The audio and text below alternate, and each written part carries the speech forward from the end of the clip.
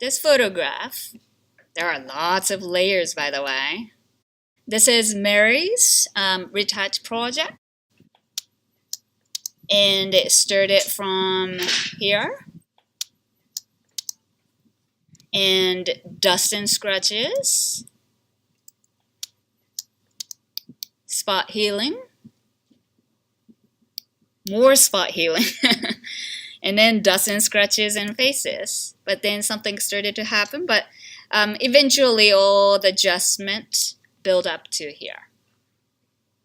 Now, if you look closer, I don't know, you might leave these edges, but if you like to make the edges a little cleaner, then we can also use the mask and masked it out so that it's slightly cleaner edge too, like these ones. I mean, these has its own taste, and I'm not really opposed to it, but knowing how to make it cleaner is also a good idea too. So I would go try to select the portrait here. I would go in here, elliptical, here, and then I'll start with creating the shape. If I like to move this shape over her, I'll hold space bar and then I can move it and just kind of move in it so that I don't lose too much of the part.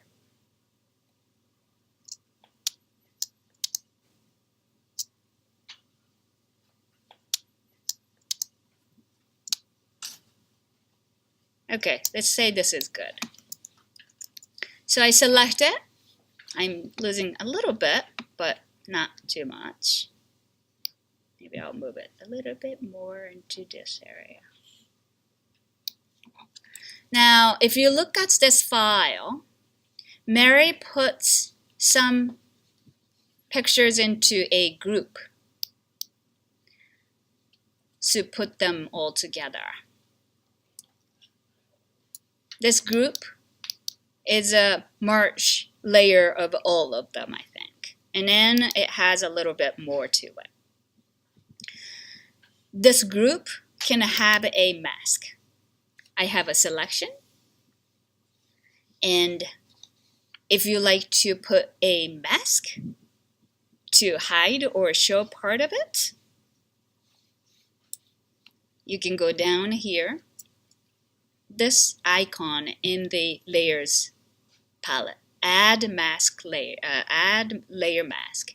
If you click onto that, then it would add mask to this selected layer or a group. Let's try that.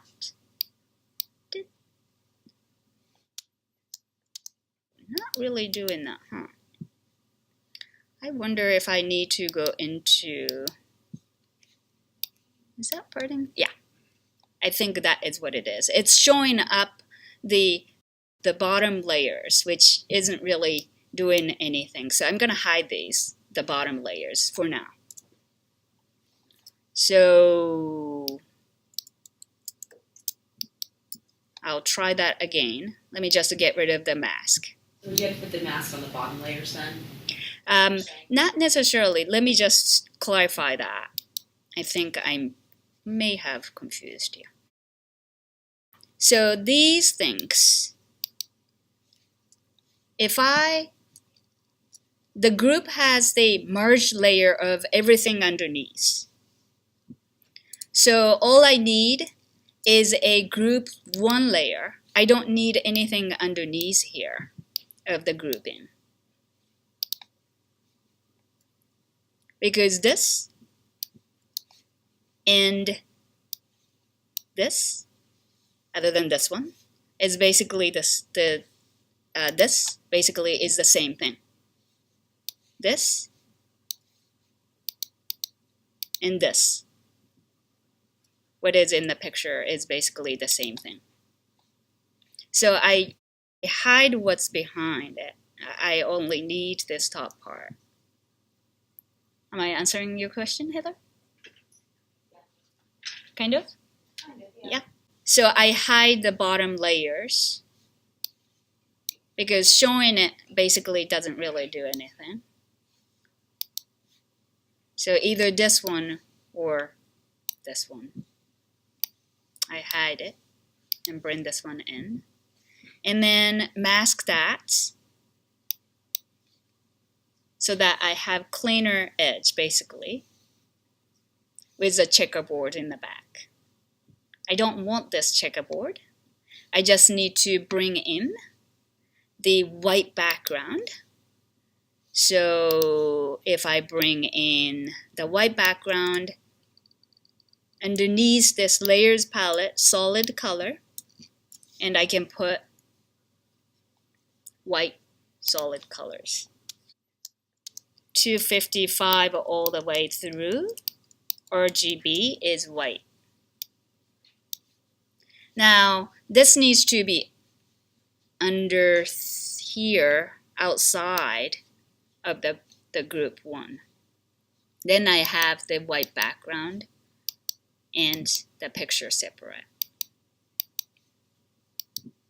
That's another way to use the mask.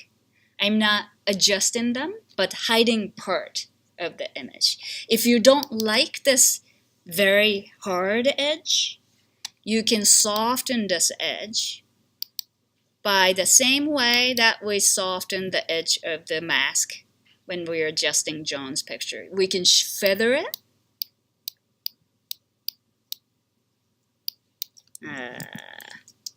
This is very sharp. We can feather it.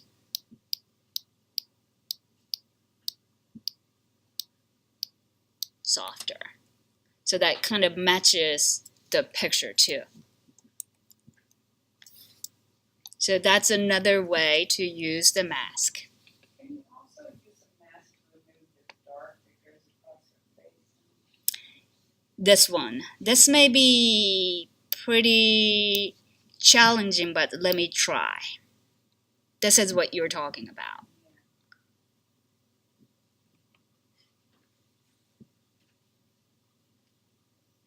You know what? Hold on. I probably should limit it inside of her face.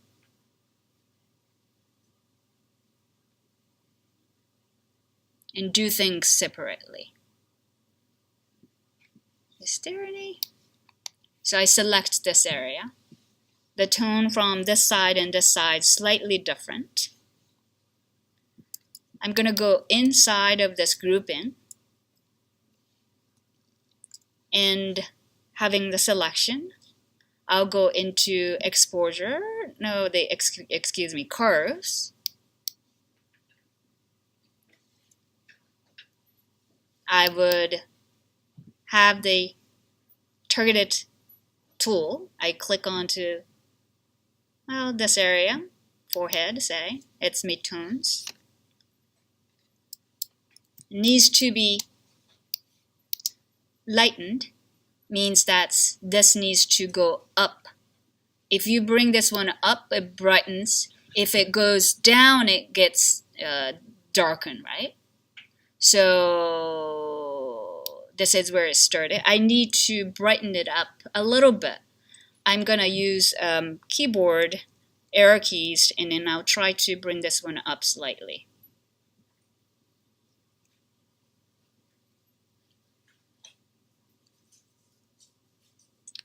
Now, I have some problem, the edge problem, that everyone can see, right? That one, we could probably try to feather it. I click onto the mask, I feather, and then see, it blends.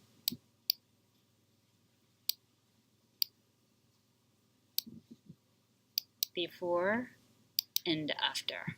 How does it look? Better? Okay. So in this way, the reason why I didn't do that all together background and her face, because this is a distinctive kind of different tone. So I'll do maybe this area, select this area, select this area. I'm just hand selecting it with the lasso tool, really freehand. Come over here, and maybe we can bring this one down, darken it. So I again go to curves, targeting tool, that hand mark, I like that, hand mark, and target that, click. Notice that it creates the anchor point as soon as I click it with the targeting tool. This anchor point's created. And that's where the information is too, the tone information is too. I should darken it, means that this should go down. I will use the arrow key, bring that one down, top, top, top, top, top, top, top. Maybe one more? I don't know. And then feather it and see if that will.